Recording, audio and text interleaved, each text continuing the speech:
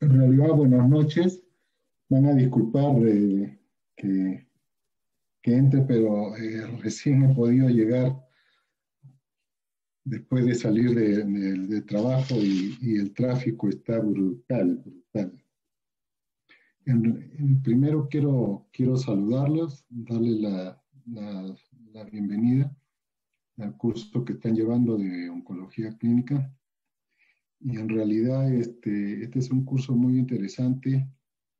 Lógicamente que hay muchas cosas que ustedes tienen que entender de esta especialidad, pero lo básico es de que si ustedes se ubican bien en las primeras clases, sobre todo, como yo les decía, a mi grupo de práctica, en lo que es la carcinogénesis de esta enfermedad y la historia natural de esta enfermedad, el resto va a caer por su propio peso solo conociendo la enfermedad en sí, ¿no? Cada una de ellas, cada una de las neoplasias.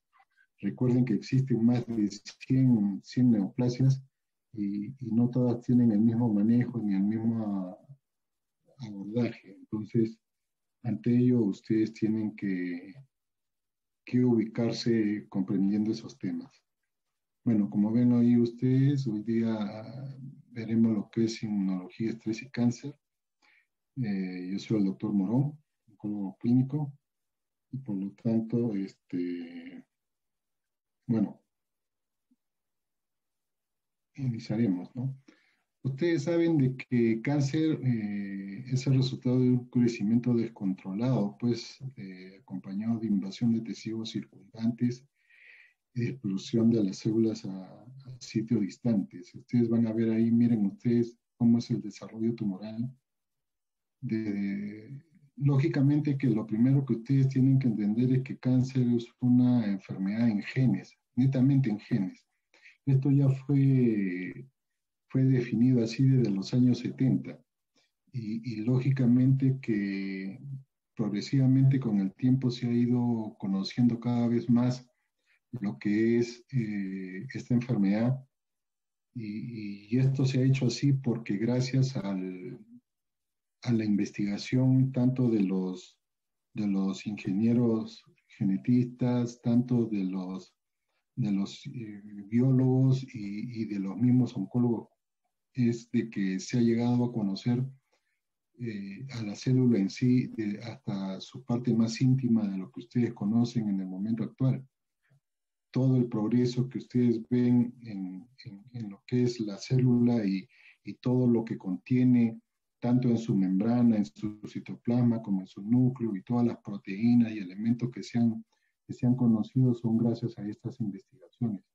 Y esto es lo que ha llevado a la oncología a dar un vuelco importante en los últimos 30 años. Pero básicamente ustedes van a ver que la inmunología está también acorde con todo lo que se está viendo ahora en la oncología y es lo que ha dado eh, se puede decir, el empuje para que nuestros pacientes tengan mayor beneficio y eso se está viendo. Hace más de 10 años que se cambió el esquema de cómo beneficiarnos usando la inmunología y, y el camino se ha ido por buen camino porque antes lo hacíamos diferente y no teníamos mucho beneficio, pero gracias a que se dio un entendimiento diferente a todo esto, es que se ha progresado mucho en la oncología y sobre todo para los pacientes, ¿no? Pero lo básico es de que ustedes ven que el desarrollo tumoral eh, hablando sobre todo de tumores sólidos, ¿no? Porque ustedes cuando entren al campo de la oncología van a tener dos grandes grupos de enfermedades, los tumores sólidos y los tumores hematológicos. En este ciclo ustedes van a ver casi todo lo que es tumores sólidos. Y después creo que van a hacer en el próximo ciclo lo que hacen los tumores, lo que es relacionado a cáncer hematológico, cuando hagan el curso de hematología. Y entonces, Esto es lo que ustedes tienen que ubicarse inicialmente cuando se van a enfrentar a esta enfermedad. Lógicamente que la relación entre el cáncer y el estado de ánimo ha sido sugerido desde la antigüedad, ¿no? Ustedes ya saben de que la relación y el cáncer y el estado de ánimo ha sido sugerida desde tiempos remotos. Y por eso ustedes van a ver que ya Hipócrates hablaba de la asociación entre las personalidades melancólicas y el cáncer.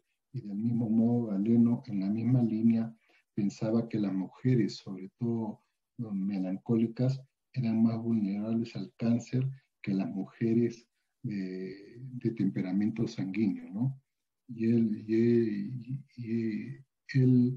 veía esto en su tratado de Tumoribus, y él señaló estas cosas en este tratado. Y esta modulación del sistema inmunológico está por el sistema nervioso central. Y esto está medida por una red compleja bidireccional de señales entre el sistema nervioso central, el endocrino y el inmunológico. Esta relación entre el sistema inmunológico y el estado de ánimo es, sin embargo, mucho más reciente y no apareciendo hasta la década de los años 30 del siglo XX, ¿no? Cuando Hans Ley trató de descubrir si había otra hormona sexual además de las ya conocidas, y él encontró cambios consistentes con todas las ratas que él hacía experimentos, las que fueron inyectadas con extracto de ovario, y en este grupo de control él encontró una hipertrofia en las glándulas suprarrenales, encontró atrofia en los órganos linfáticos y úlceras gástricas sangrantes. Y él denominó a esto, es lo que después veremos lo que es el estrés, ¿no? Pero en sí es el sistema nervioso central, el endocrino y el inmunitario, que son sistemas complejos que interaccionan unos con otros, y es la psiconeuroinmunología que es la que estudia en conjunto esta interacción de estos tres sistemas, ¿no? Y ustedes van a ver que en esta figura, como ustedes ven, que tenemos suficiente información recabada como para aceptar que estas alteraciones inmunológicas que son inducidas por eventos muchas veces estresantes pueden provocar efectos negativos sobre la salud de los individuos. Así, por ejemplo, en los individuos estresados se ha observado que aumenta la susceptibilidad a padecer enfermedades tanto infecciosas y modificar la severidad de las mismas. Y que el efecto hay veces de la vacuna no sea el deseado e incluso dificultarse la curación de las heridas. Otro aspecto que ustedes tienen que tener es que, por ejemplo, en esta interacción entre el sistema nervioso central, el endocrínico y el inmunológico, la consecuencia de esta coactivación del sistema simpático adrenomedular, ¿no? Y el eje hipotalámico pituitario adrenal es lo que está en este esquema. Y si Ley amplió esta idea más allá de los agentes físicos nocivos, incluyendo las demandas de carácter social y las amenazas del entorno del individuo. Ahora, el eje hipotálamo pituitario adrenal, como ustedes ven ahí, estos sistemas van a ver ustedes que tienen doble relación. ¿Por qué? Porque entre ellas se van a interaccionar, sobre todo, ya sea por hormonas, por citoquinas, que van a ir del sistema nervioso central o viceversa, pero es el endocrino, el sistema neuronal y sobre todo el sistema nervioso y las hormonas, la que van a afectar sobre todo, y ustedes ven ahí la parte de que también infecciones, trauma, autoinmunidad, van a afectar sobre todo aquí al sistema inmune. Y este sistema inmune, lógicamente, es el que va a controlar mucho de lo que es, como ustedes bien saben, lo de nuestro organismo. ¿Y esto por qué? Porque sabemos que nuestro sistema inmune es el primero que va a actuar ante algo extraño. Y lógicamente que el cáncer viene a ser algo extraño para el organismo. Pero, pero ¿por qué no actúa? Porque lógicamente que el cáncer crea mecanismos de defensa y ciega al sistema inmune, y es por eso que ellos pueden hacer todo lo que quieran. Pero si uno activa este sistema y le da de nuevo visión para poder atacar esta enfermedad, lo va a hacer como se está haciendo ahora con todo lo nuevo que tenemos, ¿no? Es por eso que este eje hipotálamo, pituitario y renal y el sistema nervioso autónomo proporcionan dos rutas clave para la regulación del sistema inmune. Así los estresores, se puede decir, pueden activar tanto ese eje como el eje pituitario y provocar la liberación de hormonas pituitarias y adrenales. De esta forma, las hormonas inducidas por emociones negativas, como las catecolaminas, el, que ahí tenemos a la adrenalina y noradrenalina, la adenocorticotropa, que es la ACTH, el cortisol, la hormona del crecimiento y la prolactina inducen cambios cualitativos y cuantitativos del sistema inmunológico. Y entonces estas hormonas pueden ejercer su efecto sobre el sistema inmunitario porque casi todas las células del mismo tienen receptores específicos para las hormonas del eje del hipotálamo pituitario adrenal, ¿no? Y entonces nosotros vemos que la modulación del sistema inmune se produce por dos mecanismos diferentes. Por un lado, la unión de las hormonas a sus receptores y por otro, indirectamente a través de la desregulación del equilibrio que tiene que imperar en la producción de citocinas proinflamatorias. Es por eso de que en este eje que ustedes ven, por ejemplo, este eje hipotálamo pituitario adrenal, lo estresante hace de que llegue al cerebro y esto influye en las glándulas, tanto del hipotálamo como la glándula pituitaria, y van a dar estas hormonas que estábamos hablando. ¿Para qué? Y sobre todo, esto va a actuar sobre las células proinflamatorias que también actúan, que vienen del nódulo linfático, ¿no? Y todo esto va a alterar muchas veces el sistema inmune.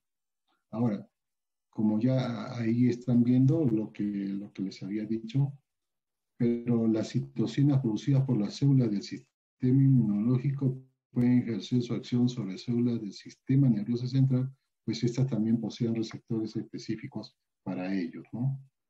Entonces, ¿y cuáles son las evidencias de la acción del sistema inmune en relación al desarrollo de tumores?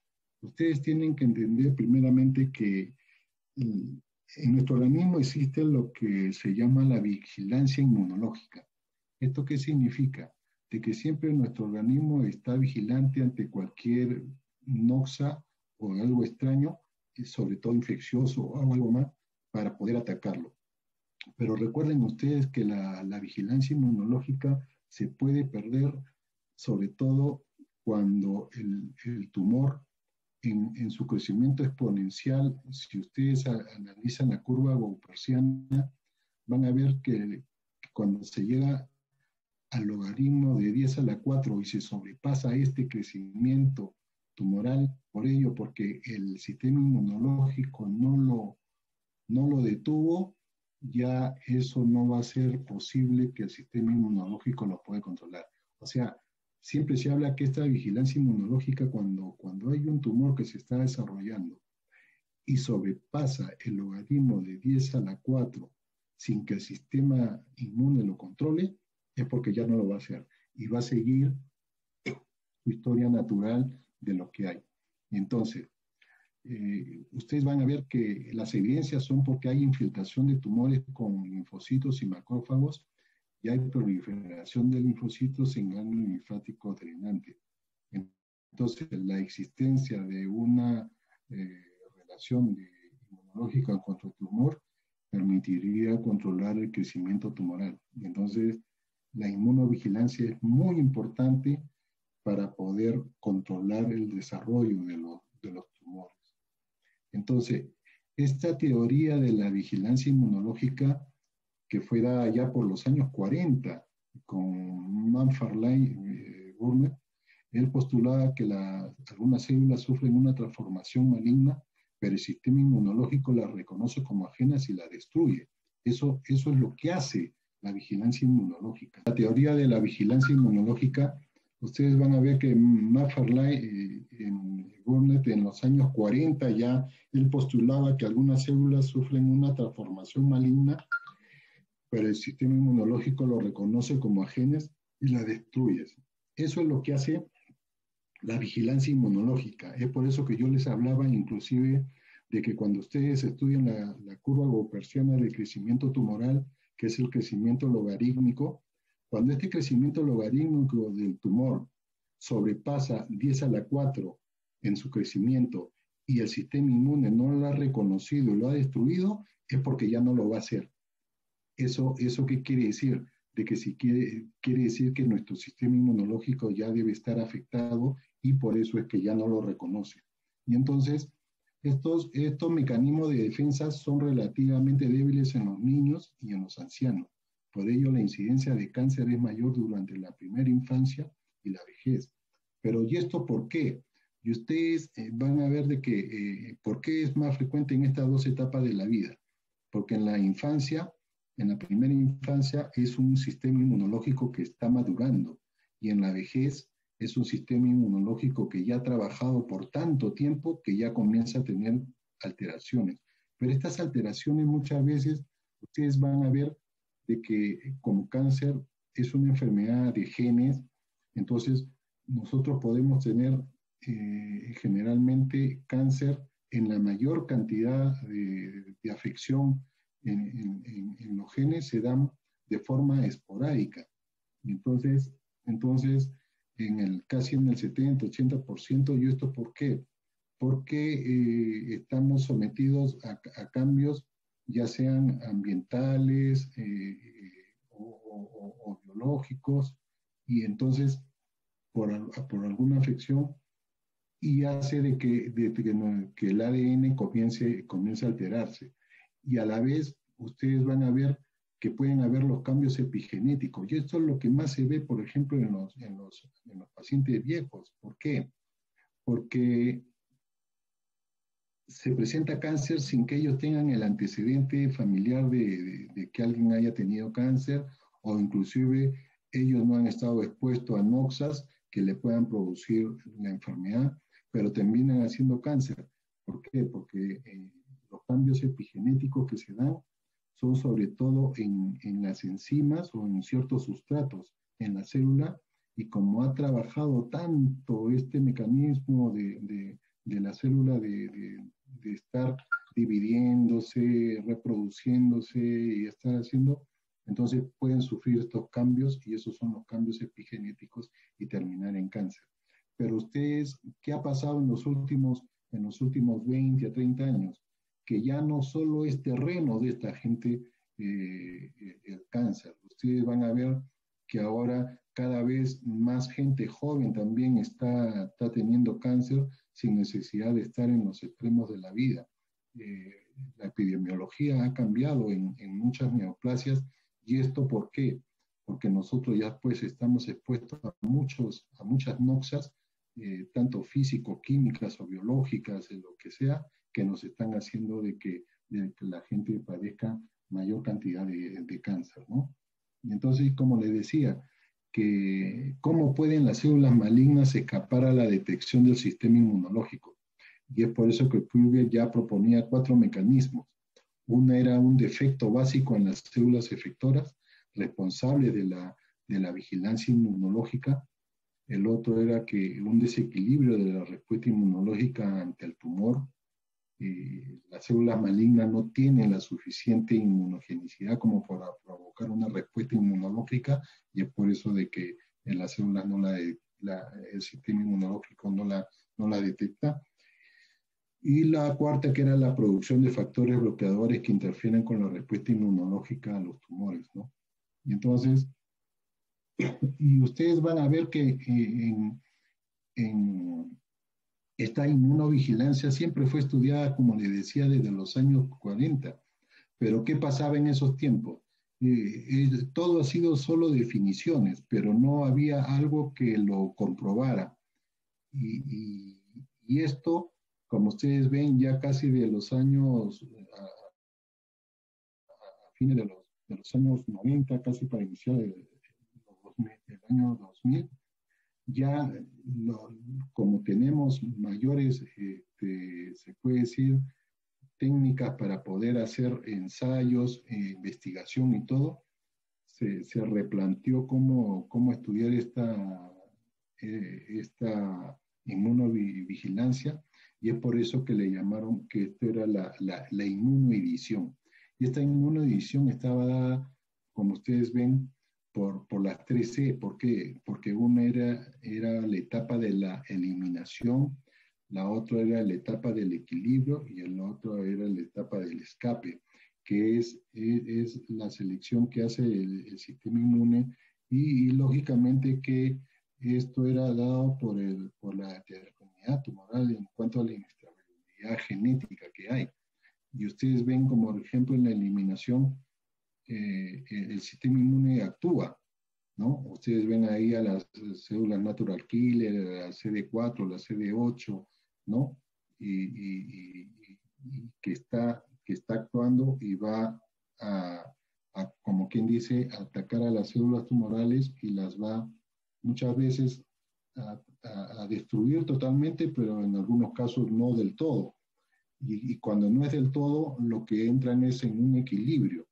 Pero este equilibrio puede durar un poco tiempo como largo tiempo, pero va a llegar un momento en que la célula tumoral va a lograr vencer todo este equilibrio y se produce el escape, y es ahí donde la célula tumoral ya comienza a crecer con mayor fuerza y presentar la enfermedad definitivamente, ¿no? Esto sería bueno que ustedes revisen eh, eh, el Nature Immunology del 2002, y ahí está para que lo revisen exactamente qué significa toda esta inmunoedición. Entonces, y cuando uno habla de estrés y cáncer, lógicamente que es lo que uno mencionaba, ¿no? De que el estrés ya fue clasificado por lo que dice Staley, ¿no? Y el estrés se traduce en cambios biológicos compensatorios para hacer frente a las demandas a las que se ve sometido el organismo. Lógicamente ¿por qué se dice que el estrés tiene relación con el cáncer? Porque estos cambios biológicos, como ya han visto, hace de que todo lo que este sistema de hipotálamo hipófiso adrenal, y con todas las hormonas que puedan estar funcionando, hacen de que el principal elemento que se va a dañar es el sistema inmunológico. Ustedes han visto que en el centro queda el sistema inmunológico y se afecta por cualquier lado, ¿no? Y entonces, el hecho de que un sistema inmunológico venido a menos, y si un paciente comienza a tener la mala suerte de producir una neoplasia, no va a haber un sistema inmunológico que lo pueda controlar y eliminar. Entonces, pero recuerden ustedes que el estrés puede ser un estrés también positivo, como también un estrés negativo. ¿Por qué? Por ejemplo, ustedes hacen ejercicio para poder mantener su estado, se puede decir, fisiológico adecuado, no subirse de peso, estar ágil, ¿no? Activo y todo. Eso es un estrés, el de hacer ejercicio, pero es un estrés positivo. En cambio, por ejemplo, un estrés negativo es por ejemplo, ustedes, cuando van a tener un examen, ustedes están estresados, están con una carga emocional. Muchas veces hasta se enferman, el sistema inmunológico se cae un poco y muchos se resfrían o les dan un proceso bronquial o algo, y eso es un estrés negativo. Por eso, de todas maneras, hay cambios biológicos en el organismo que hace de que nosotros nos enfermemos por algo, ya sea de un cuadro infeccioso, de cualquier otra cosa, e inclusive hasta cáncer, cuando tenemos algo muy negativo. Por ejemplo, nosotros hemos visto pacientes que tienen un estrés tan fuerte, por ejemplo, se le murió a alguien que lo quería mucho y fue un golpe muy fuerte para este paciente y ustedes van a ver que a los 2, 3 años este paciente ya viene porque tiene un cáncer y de repente fue el estrés tan intenso que vivió que hizo que su sistema inmune decaiga tanto que no pudo controlar la presencia de una enfermedad que se pudo haber estado formando, ¿no? Ahora, la movilización focalizada de recursos, su potencial agotamiento, incapacita en alguna medida al organismo para luchar con eficiencia con las células cancerosas. Lógicamente, ¿no? Si está venido a menos, no va a poder luchar. Y esto es lo que decía, ¿no? Da la relación existente entre los sistemas neuroquímico, hormonal e inmunitario. Una perturbación en cualquiera de estos procesos podría incrementar ostensiblemente la proliferación de células cancerosas. Esto es, creo que estaba regresando un poco, ¿no? Bueno, acá, estrés y cáncer, ¿ya?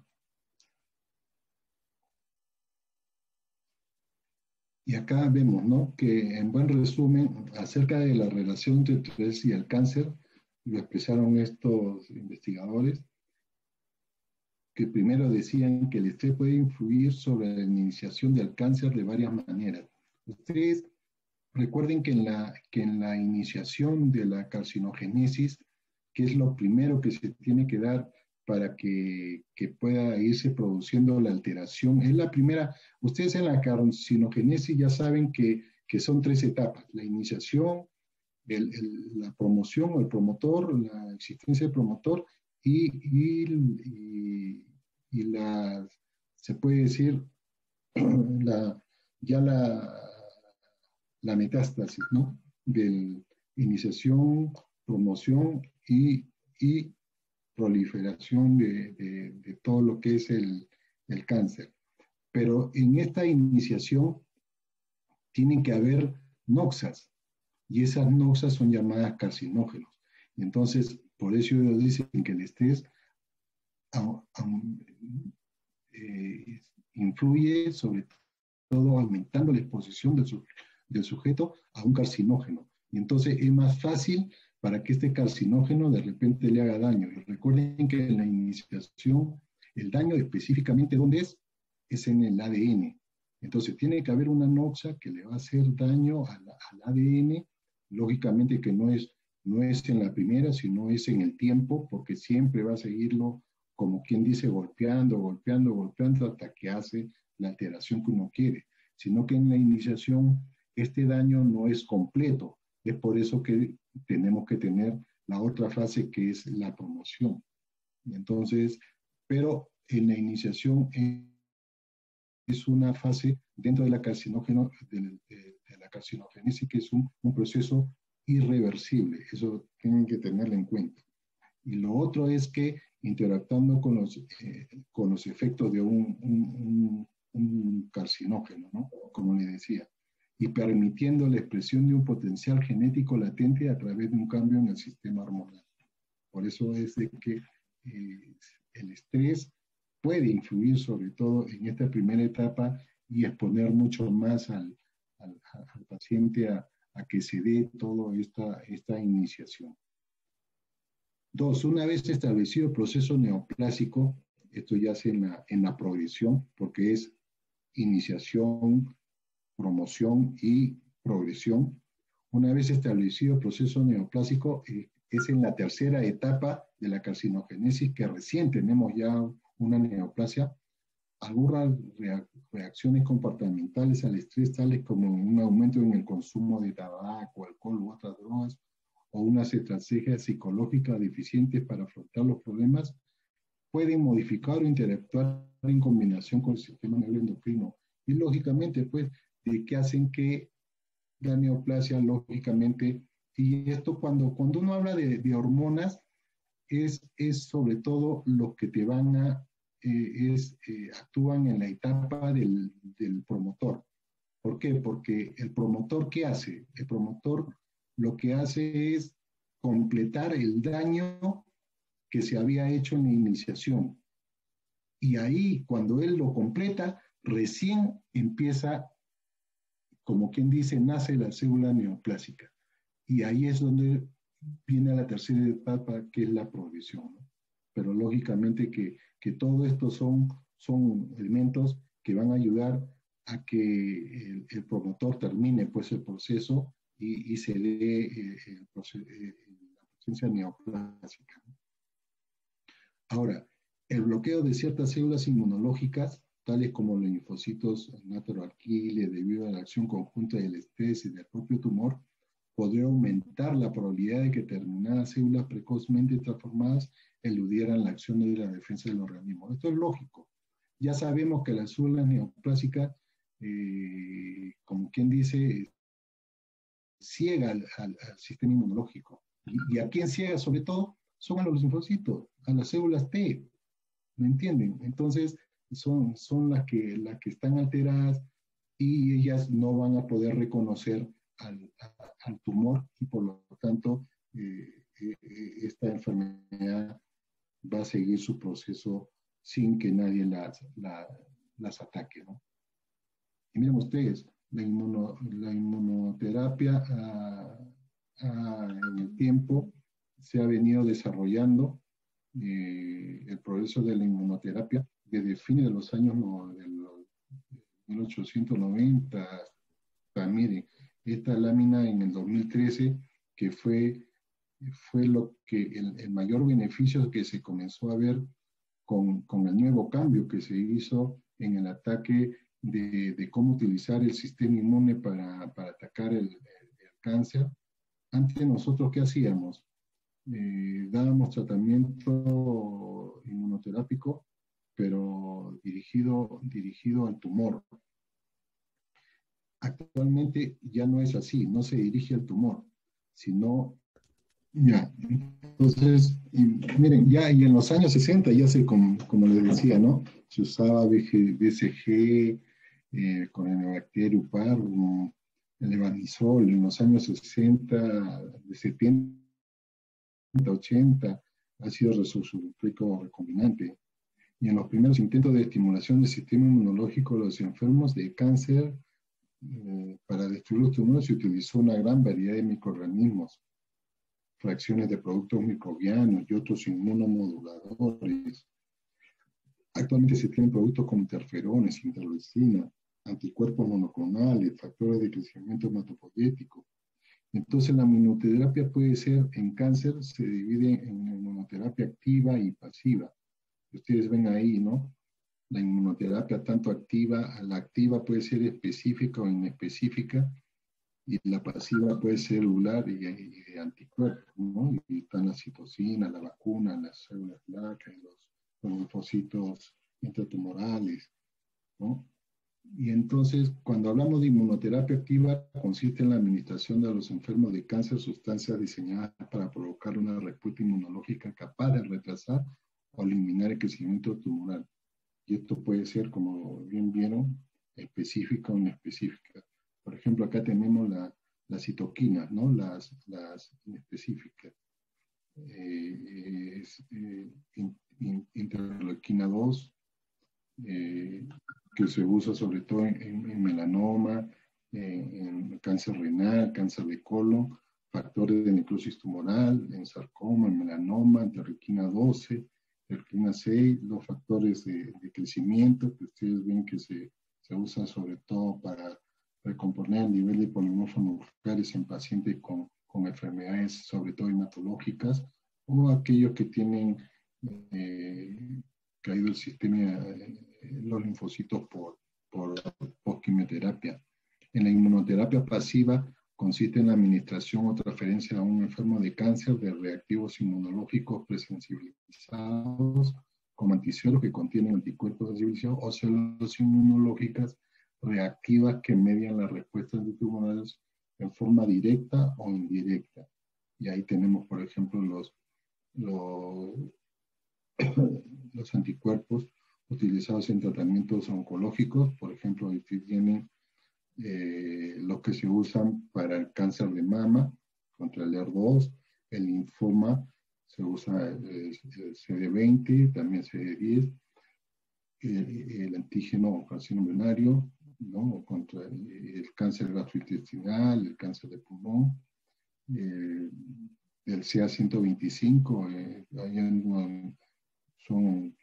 y ustedes van a ver que estas formas de anticuerpos generalmente ya son humanizados en el 100%. Cuando recién salieron, algunas eran mitad humanizado y mitad hechos de otras sustancias, ¿no? Y por eso habían reacciones.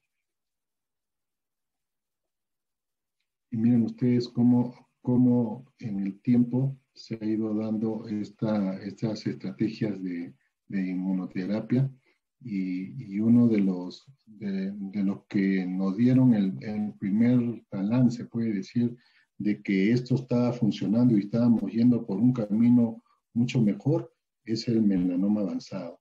Melanoma avanzado es una enfermedad muy agresiva, muy mortal, alta mortalidad, y cuando se comenzó a hacer los ensayos clínicos en melanoma con estas drogas, sobre todo ustedes van a ver ahí el ipilimumab, que es un anti-CTLA-4. Entonces, miren cómo estos habían unas respuestas increíbles.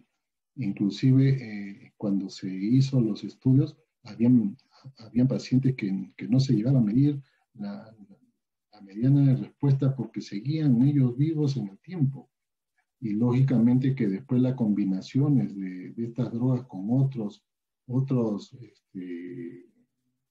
otras terapias inmunes, como ven ahí ustedes en el nivolumab,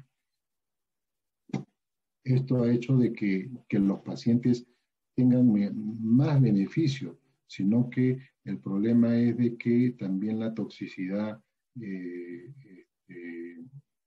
aumenta, ¿no? Pero hemos aprendido en el tiempo también a cómo manejar todo esto, y esto es lo que ha dado de que la historia del melanoma haya cambiado. Y hay pacientes que con enfermedades muy avanzadas tienen buena respuesta. Todavía hay un grupo de pacientes que no responden como uno quisiera, pero sí ha habido un beneficio y en ellos se está estudiando por qué no es la acción como uno quisiera, ¿no?